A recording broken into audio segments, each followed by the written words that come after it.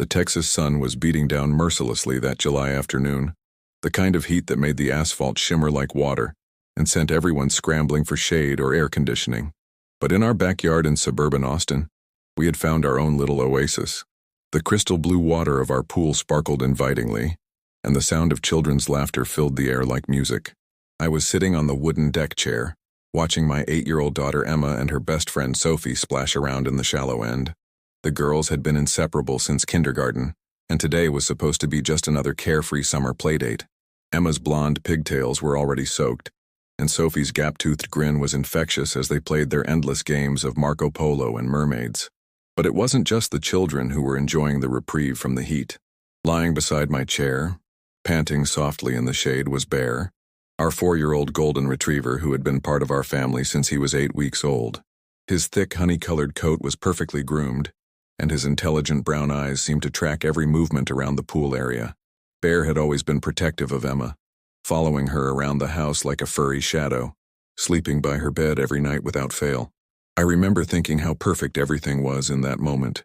My husband Mike was inside preparing sandwiches for lunch, the mortgage was finally under control, and Emma was thriving in her swimming lessons. We had worked so hard to create this life: the house with the white picket fence, the safe neighborhood, the weekend barbecues with friends. Bear seemed to embody all of that security and happiness, always there, always reliable, always watching over us with those gentle, knowing eyes. The pool had been our biggest investment the previous summer. Mike and I had debated for months about whether we could afford it, but seeing Emma's face light up when we finally said yes made every penny worth it. We had installed all the safety features: the fence, the alarms, the pool cover. I was a certified lifeguard in college, and Mike had grown up practically living in his family's pool in California. We thought we had everything under control. Bear had been skeptical of the water at first. Despite being a retriever, he had shown little interest in swimming during his puppyhood. But gradually, as Emma spent more time in the pool, Bear had begun wading in the shallow end, his natural protective instincts drawing him closer to wherever she was playing.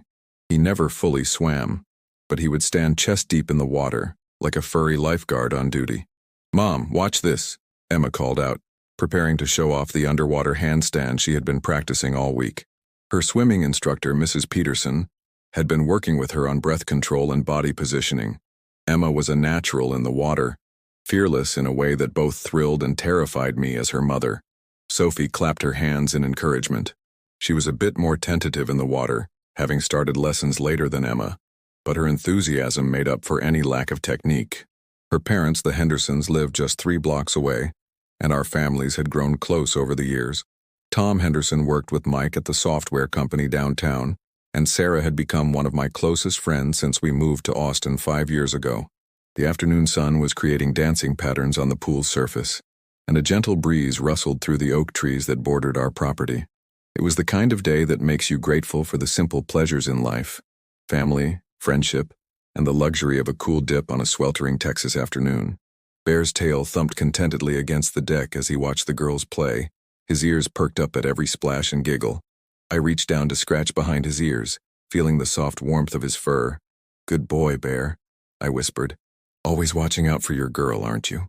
He looked up at me with those soulful eyes, and I swear I could see the love and devotion there. Dogs have this incredible ability to communicate so much without words, and Bear was no exception. He seemed to understand his role in our family instinctively. Little did I know that in just a few minutes Bear would prove just how deep that devotion ran, in a way that would change everything. The sequence of events that followed happened so quickly that even now, months later, I struggle to piece together the exact timeline. It was as if the universe shifted in the span of a few heartbeats, transforming our perfect summer afternoon into something that would be seared into my memory forever. Emma had just completed her underwater handstand and was surfacing near the deep end, her face beaming with pride. "Did you see that, Mom?" "I held it for almost 10 seconds, she called out, treading water effortlessly. Sophie was closer to the pool steps, practicing her backstroke form with the determined concentration of a child trying to master something new. "That was amazing, sweetheart," I called back, reaching for my phone to capture a photo of her triumphant smile. That's when I heard it, a splash that sounded different from the playful sounds that had been filling the air all afternoon. It was heavier, more urgent. I looked up from my phone to see Sophie flailing in the water near the diving board, her arms slapping frantically at the surface. My lifeguard training kicked in immediately. I could see that Sophie had somehow drifted into water that was too deep for her comfort level, and panic had set in. When children panic in water, they often forget everything they've learned about floating and treading water. Their natural instinct is to fight the water instead of working with it, which only makes things worse. I was already standing up, preparing to dive in when I heard Emma scream, "Sophie can't swim! Sophie!" The terror in my daughter's voice sent ice through my veins despite the oppressive heat. I could see Emma trying to swim toward her friend, but she was still at least 15 feet away and Sophie was sinking fast. That's when Bear moved. I had never seen him move like that before. In one fluid motion, he went from lying peacefully in the shade to launching himself off the deck with the power and grace of an athlete. His golden body arced through the air, and he hit the water with a splash that sent waves radiating across the entire pool. There was no hesitation, no fear, just pure instinctive action. Under the water, I could see Bear's powerful legs churning as he swam directly toward Sophie with a determination I had never witnessed before. His natural swimming ability, dormant for so long, seemed to emerge fully formed in this moment of crisis. Golden retrievers were bred for water rescue, but Bear had never shown any inclination toward his breed's heritage until this exact moment when it mattered most. Sophie had gone under again, and I could see her small form sinking toward the bottom of the deep end. My heart was pounding so hard I could hear it in my ears. I was moving toward the pool, but everything seemed to be happening in slow motion. That's when Bear reached her. Underwater, Bear positioned himself beneath Sophie and began pushing her toward the surface with his nose and head. When they both broke the surface, Sophie was coughing and sputtering, but she was breathing. Bear immediately positioned himself so that Sophie could grab onto his collar and back, essentially turning himself into a living flotation device. "Hold on, Sophie," I shouted as I dove into the pool. But Bear was already swimming toward the shallow end, carefully supporting Sophie's weight while keeping both their heads above water. His swimming style was instinctive and efficient, powerful strokes that kept them both stable and moving steadily toward safety.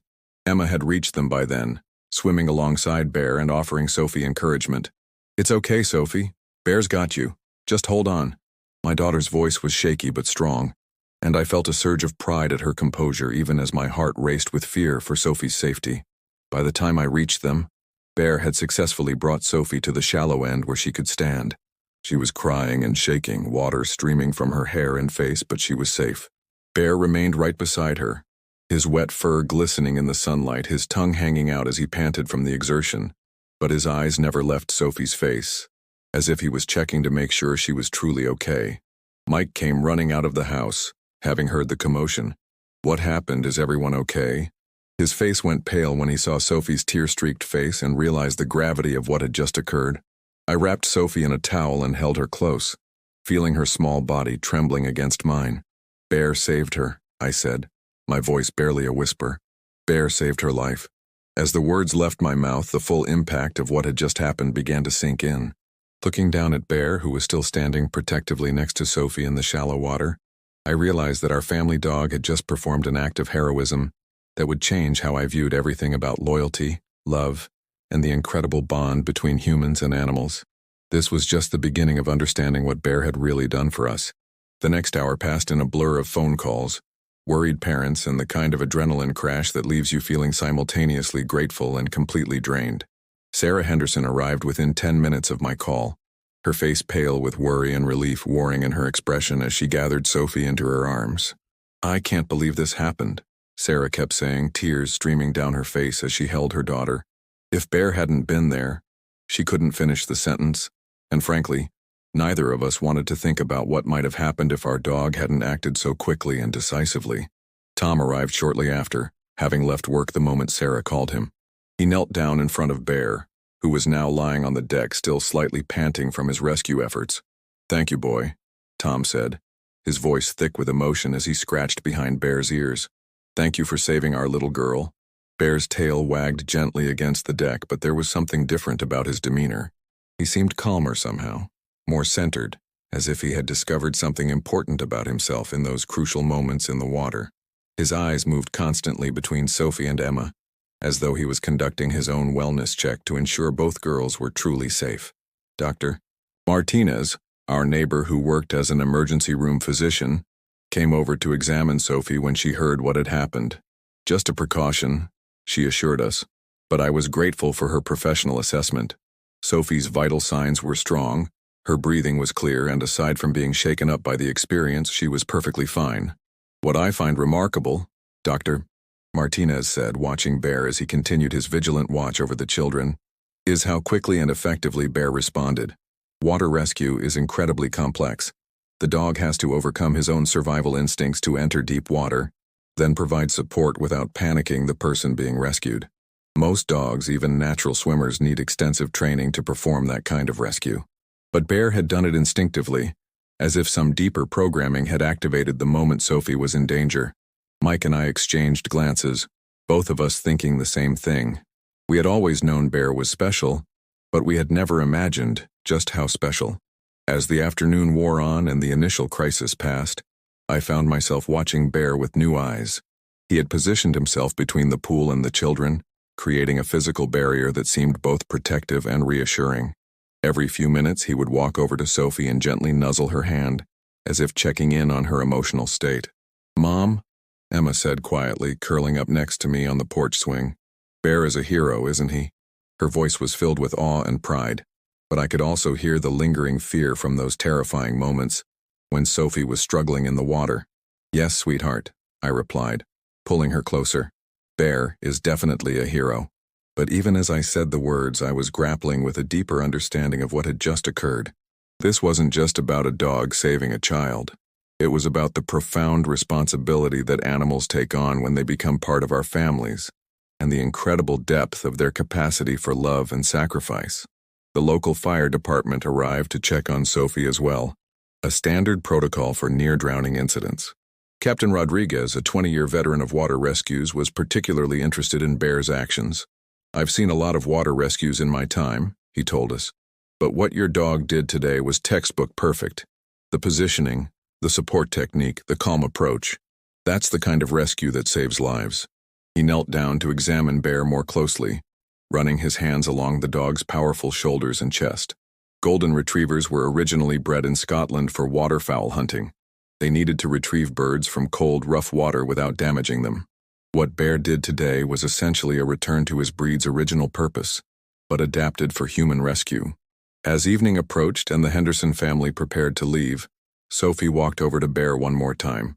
She was still wrapped in her towel, her hair beginning to dry in the warm Texas air. Without saying a word, she sat down next to Bear and wrapped her small arms around his neck in a fierce hug. "Thank you, Bear," she whispered into his fur. "Thank you for saving me." Bear remained perfectly still during the embrace, as if he understood the solemnity of the moment. When Sophie finally let go, Bear gently licked her cheek, a gesture so tender and knowing that it brought fresh tears to all the adults watching. That night, after everyone had gone home and the pool area had been cleaned up, our family sat together on the living room couch. Bear had claimed his usual spot at Emma's feet, but something was different. There was a new gravity to his presence, a deeper sense of purpose that seemed to emanate from his very being. As I watched him settle in for the night, I realized that today had changed not just how we saw Bear, but how Bear saw himself. He had discovered his true calling, and nothing would ever be quite the same. The days following Sophie's rescue were filled with reflection and a newfound appreciation for the depth of Bear's character. Word of his heroic actions spread quickly through our neighborhood, and suddenly, our quiet golden retriever became something of a local celebrity.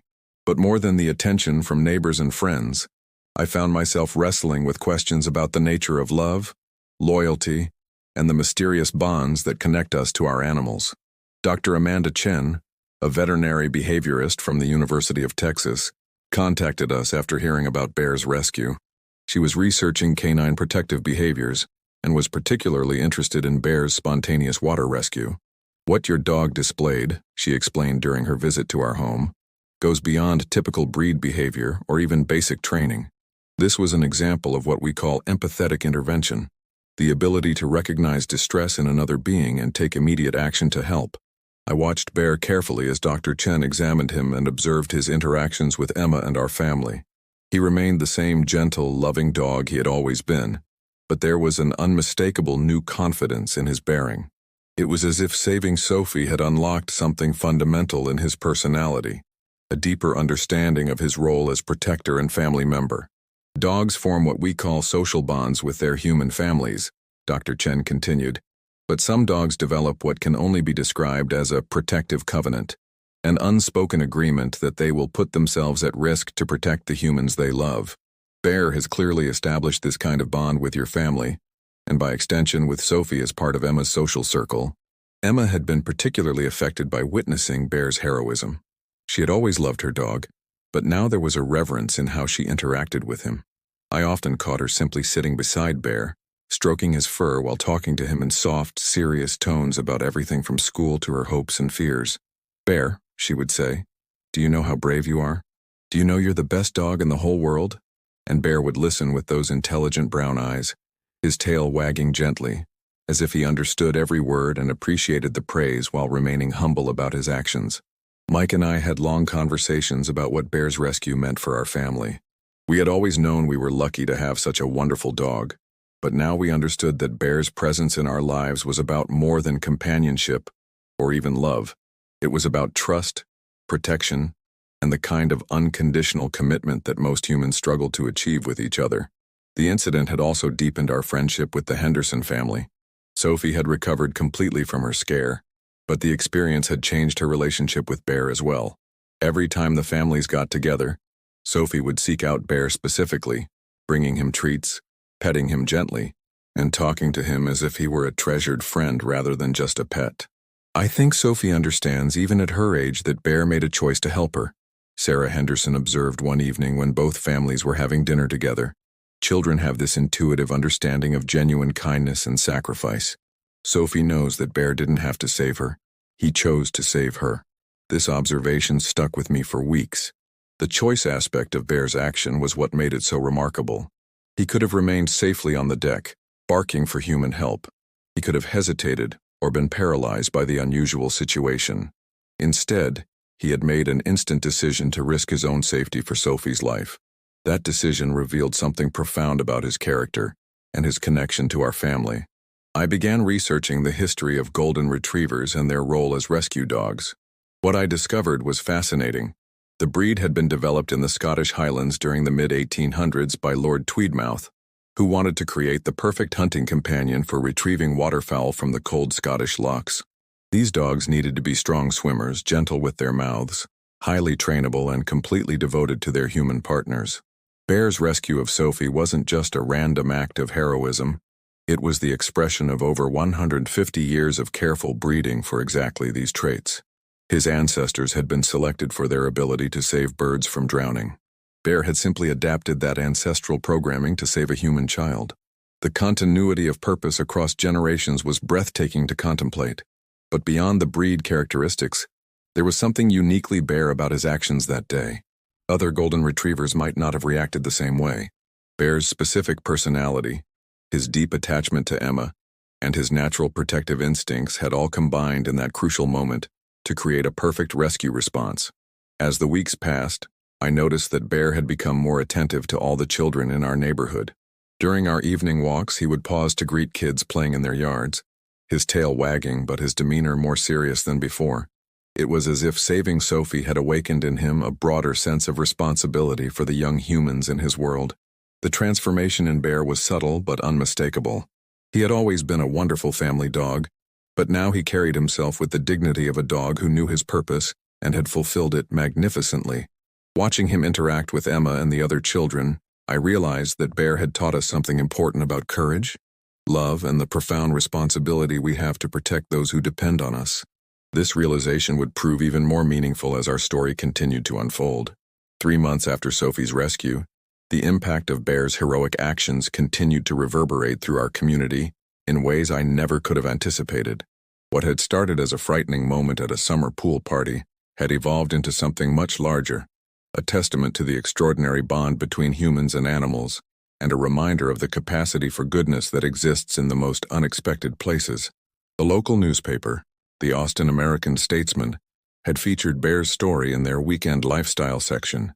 The article, titled "Golden Hero, Local Dog's Pool Rescue Saves Child's Life," included a beautiful photograph of Bear sitting beside the pool where he had performed his rescue, his golden coat gleaming in the Texas sunshine. Emma was so proud, that she insisted we buy 10 copies of the paper to send to relatives across the country. But the story's reach extended far beyond our local community. The newspaper article was picked up by several national outlets, and soon we were receiving emails and letters from people all over the United States who had been touched by Bear's story. A family in Oregon wrote to tell us about their own golden retriever's heroic actions during a house fire. A retired teacher from Maine sent a beautiful hand-drawn portrait of Bear that she had created based on the newspaper photo. Perhaps most meaningful was a letter from Mrs. Eleanor Patterson, an elderly woman from San Antonio, whose family had been saved by a German shepherd during a flash flood in the 1960s. Reading about Bear brought back memories of our Duke, she wrote in her careful cursive handwriting. There's something special about dogs who understand that being part of a family means being willing to risk everything for love. Your Bear and our Duke were cut from the same cloth. The attention had an unexpected effect on Emma as well. She had always been a confident child, but Bear's heroism seemed to inspire her own sense of responsibility and courage. She volunteered to help with the school's animal safety presentation, talking to younger students about water safety and the importance of never swimming alone. Her teacher, Mrs. Rodriguez, told us that Emma's presentation was one of the most mature and thoughtful she had ever seen from a third grader. Emma talks about Bear like he's not just her pet, but her partner in keeping people safe, Mrs. Rodriguez explained during a parent conference. She's developed this wonderful sense of empathy and responsibility that I think comes directly from witnessing his rescue of Sophie. It's beautiful to see how one act of heroism can inspire others to be better. Dr. Chen, the veterinary behaviorist, asked if she could include Bear's story in a research paper she was writing about canine empathy and protective behavior. Bear's case is particularly significant, she explained, because it demonstrates the complex decision-making process that dogs are capable of when someone they care about is in danger. Most people underestimate the cognitive abilities of dogs, but Bear's actions show planning, risk assessment, and selfless decision-making that rivals human behavior. The research aspect of Bear's story fascinated me. I began reading everything I could find about canine cognition and emotional intelligence. What I discovered was that dogs like Bear are capable of far more complex thinking and feeling than most people realize. They can experience empathy, make moral judgments, and even demonstrate what researchers call altruistic behavior, actions that benefit others at potential cost to themselves. Sophie, meanwhile, had become one of Bear's biggest advocates. She had convinced her parents to enroll her in advanced swimming lessons, explaining that she wanted to be strong enough in the water that Bear would never have to rescue her again. Bear was brave for me, she told her mother, so I want to be brave too. The swimming instructor, Mrs. Peterson, was amazed by Sophie's dedication and rapid improvement, noting that she had never seen a child so motivated to master water safety skills. The relationship between Sophie and Bear had deepened into something extraordinary. Every time the Henderson family visited, Sophie would spend the first few minutes simply sitting with Bear, talking to him quietly, and thanking him again for saving her life. Bear seemed to understand the special nature of their bond, always greeting Sophie with particular gentleness and staying close to her during family gatherings. One evening in October, as the Texas heat finally began to give way to cooler autumn weather, both families gathered for a barbecue in our backyard. As the adults talked and laughed around the patio table, I watched Emma and Sophie playing in the yard while Bear supervised their activities with his usual vigilant attention. Tom Henderson walked over to where I was standing, 2 beers in hand. "You know," he said, offering me one of the bottles, "I've been thinking a lot about what Bear did that day. I keep wondering what would have happened if he hadn't been there." I accepted the beer but didn't drink from it immediately. The question Tom had raised was one that haunted me as well. "I try not to think about that," I admitted, "but I know how quickly things can go wrong around water even with supervision. Those few seconds when Sophie was struggling, if Bear hadn't acted immediately—" "That's just it," Tom interrupted gently. Bear didn't hesitate. There was no delay, no confusion. He saw Sophie in trouble and immediately knew what to do. That kind of instinctive response to protect someone isn't something you can teach. It comes from something deeper. As if summoned by our conversation, Bear trotted over to where we were standing. His golden coat was beginning to show the first hints of gray around his muzzle, a reminder that he was approaching middle age for a dog. But his eyes were as bright and alert as ever, constantly scanning the yard to keep track of the children's activities. "Good boy, Bear," I said, scratching behind his ears in the way he loved. "Always watching out for your kids, aren't you?"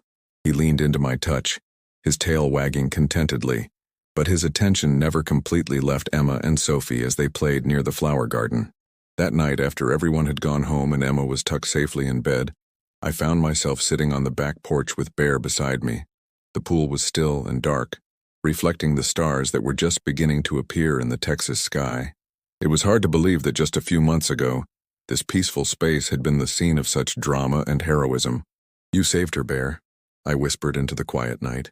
"You saved Sophie, and you saved all of us from having to live with a tragedy we could never have forgiven ourselves for." Bear's warm weight against my leg was comforting and solid, a reminder of the steadfast love that had motivated his incredible act of courage. As we sat together in the darkness, I realized that Bear's rescue of Sophie had taught us something fundamental about the nature of love and family. True love isn't just about feeling affection for someone. It's about being willing to act on that love, even when it requires sacrifice and courage. Bear had shown us the very best of what it means to be devoted to family, and his example would guide our lives in ways we were only beginning to understand. As autumn deepened into winter, Bear's story continued to teach our family lessons about love, loyalty, and the profound connections that exist between humans and animals. The cooler weather meant less time by the pool, but more cozy evenings inside where Bear would position himself strategically to keep an eye on all family members at once. His protective instincts, already strong before Sophie's rescue, had evolved into something even more comprehensive and thoughtful. I began to notice small changes in Bear's behavior that spoke to his deepened sense of responsibility. When Emma rode her bike in the driveway, Bear would position himself between her and the street, creating a living barrier. During thunderstorms, he would move from room to room, checking on each family member before settling down. When visitors came to the house, his greeting was friendly but more measured, as if he was assessing each person's intentions before fully relaxing. Dr. Sullivan, Bear's veterinarian since puppyhood, was fascinated by these behavioral changes during Bear's annual checkup in November. "It's not uncommon for dogs to become more protective after a significant event," she explained. "But Bear's approach is remarkably sophisticated. He's not showing signs of anxiety or aggression. Instead, he's demonstrating what we might call enhanced situational awareness.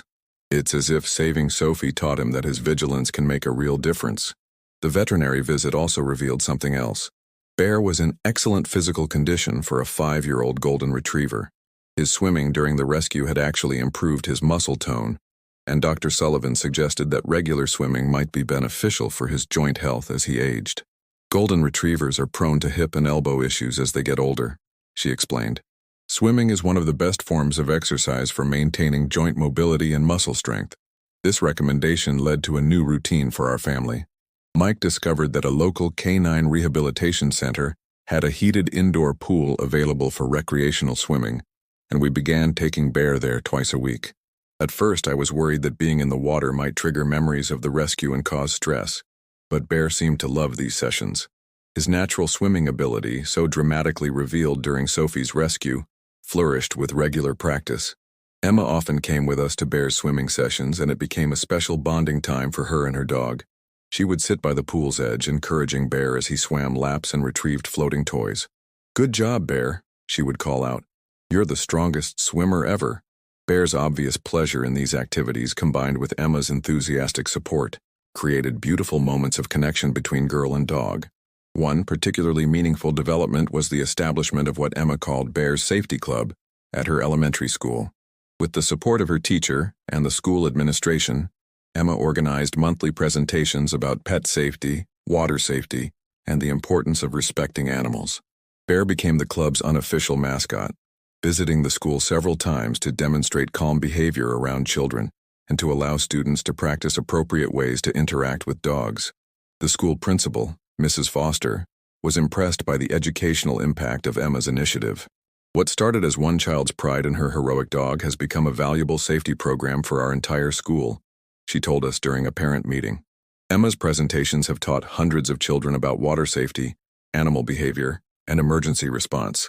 Bear's story has become a teaching tool that could potentially save lives. But perhaps the most profound impact of Bear's heroism was on my own understanding of what it means to love unconditionally. Watching Bear's continued devotion to our family, despite receiving no special recognition or reward for his heroic actions, taught me about the pure nature of selfless love. Bear didn't save Sophie because he expected praise or treats. He saved her because protecting his family was simply who he was. This realization influenced how Mike and I approached our own relationships, both with each other and with Emma. We began asking ourselves, what would Bear do when faced with situations that required patience, loyalty, or sacrifice? Bear's example of putting family before self became a guiding principle in our household. During the holiday season, our family received a special surprise. The American Kennel Club contacted us to inform us that Bear had been selected to receive their Heroic Dog Award for his rescue of Sophie. The award ceremony would be held in New York City in February, and our entire family was invited to attend. Emma was so excited she could barely contain herself, immediately beginning to plan what she would wear to the ceremony and what she would say if asked to speak about Bear. But even more meaningful than official recognition was a simple moment that occurred on Christmas morning. Sophie and her family had joined us for holiday breakfast, as had become our tradition since the rescue. As we sat around the living room opening presents, Sophie quietly slipped away from the group and settled down next to Bear, who was lying peacefully by the fireplace. "Bear," she whispered, wrapping her arms around his neck in the gentle way she had perfected over the months since her rescue. "I got you something special." She produced a small package wrapped in silver paper and carefully helped Bear open it by guiding his paw to tear the paper. Inside was a beautiful new collar with a small golden tag engraved with the words, "Sophie's Hero." Bear's tail wagged as Sophie fastened the new collar around his neck, but what struck me most was the look of contentment on his face. It wasn't the recognition that pleased him, it was Sophie's continued affection and the knowledge that she was safe and happy. In that moment, I understood that Bear's greatest reward for his heroism wasn't awards or attention, but simply the ongoing well-being of the children he had sworn to protect. As I watched this tender exchange between the little girl and the dog who had saved her life, I realized that Bear had taught us the most important lesson of all. True love isn't about what we receive in return for our actions, but about the joy we find in ensuring the happiness and safety of those we care about.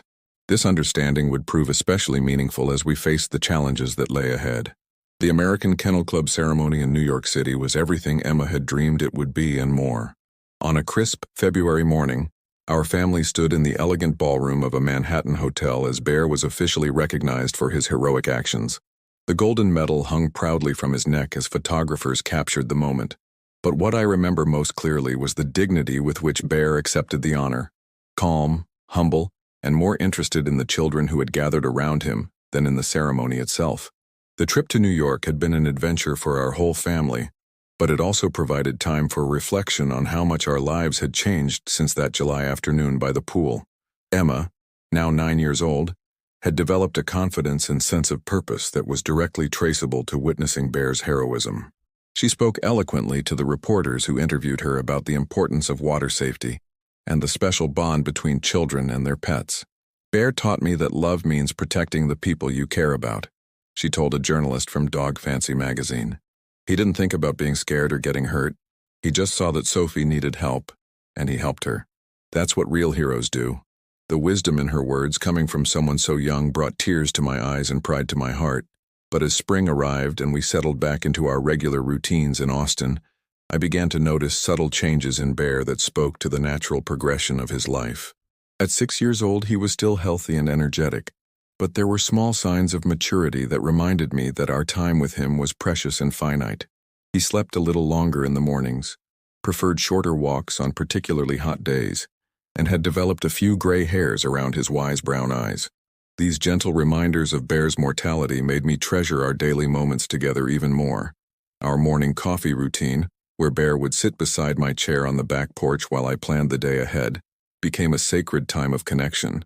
His warm presence and steady breathing were meditative, reminding me to slow down and appreciate the simple gifts of companionship and unconditional love. Sophie, now 8 years old herself, had become an accomplished swimmer and had even joined her school's swim team. Every time she achieved a new milestone in the water, she would call to tell Emma and, by extension, Bear about her progress. "Tell Bear I swam 50 meters without stopping," she would announce over the phone. "Tell him I'm getting really strong so he never has to worry about me again."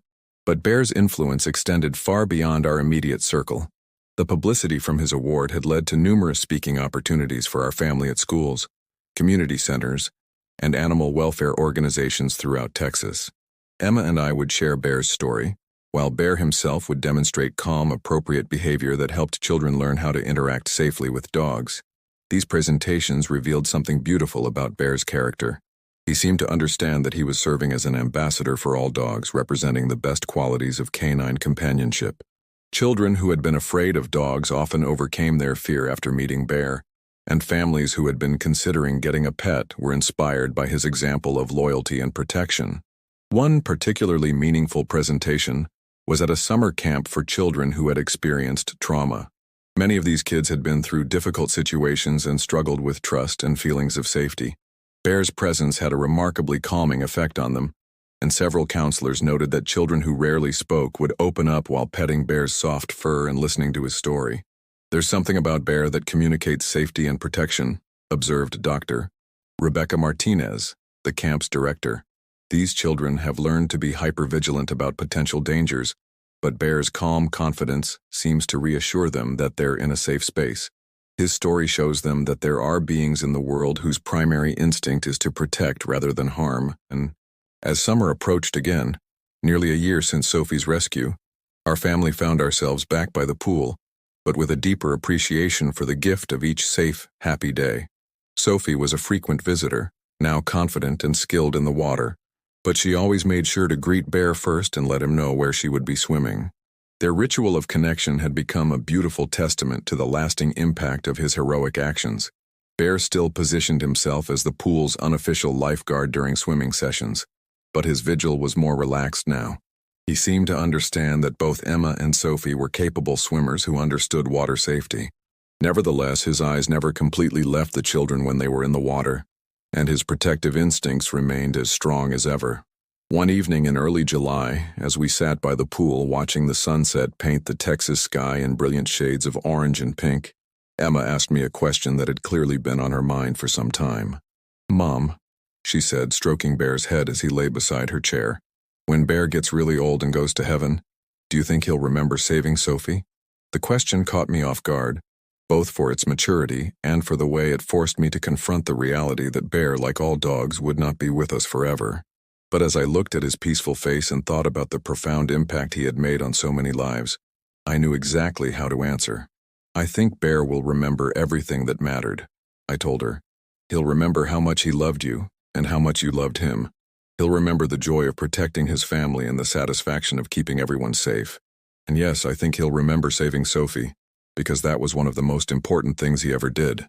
Emma nodded solemnly, then brightened. "And Sophie will remember too. And so will I. And so will you and Dad. So Bear's love will keep going even after he's not here anymore." Her words captured something profound about the legacy of love and heroism that Bear had created. His actions on that July afternoon had planted seeds of courage, compassion, and understanding that would continue to grow and spread long after he was gone. Through his example, Emma had learned about selflessness and protection. Sophie had learned about gratitude and resilience. Our entire community had learned about the extraordinary capacity for goodness that exists in the bond between humans and animals. As darkness fell and Bear settled in for another night of watching over his family, I realized that his greatest rescue hadn't been saving Sophie from drowning. It had been saving all of us from taking love and loyalty for granted. Bear had shown us what it means to put family first, to act with courage in moments of crisis, and to find joy in the simple privilege of protecting those we care about. The ripples of his heroism would continue to spread, touching lives and inspiring others to acts of love and courage that he would never know about, but that were directly traceable to his example. In saving one little girl from drowning, Bear had taught countless others how to live with purpose, love without reservation, and protect what matters most. That, I realized, is the true definition of a hero's heart. Not just the courage to act in a moment of crisis, but the lasting impact of that courage on everyone fortunate enough to witness it. Bear had given us all a gift that would last far beyond his own lifetime. The knowledge that love, expressed through action, has the power to change everything. As I watched him sleep peacefully beside Emma's bed that night, his breathing steady and calm, I whispered a quiet prayer of gratitude for the extraordinary dog who had taught us so much about what it means to love unconditionally and live with purpose. Bear's story would continue long after he was gone, inspiring others to acts of heroism both large and small. reminding us all that sometimes the greatest heroes walk on four legs and ask for nothing more than the chance to protect the ones they love.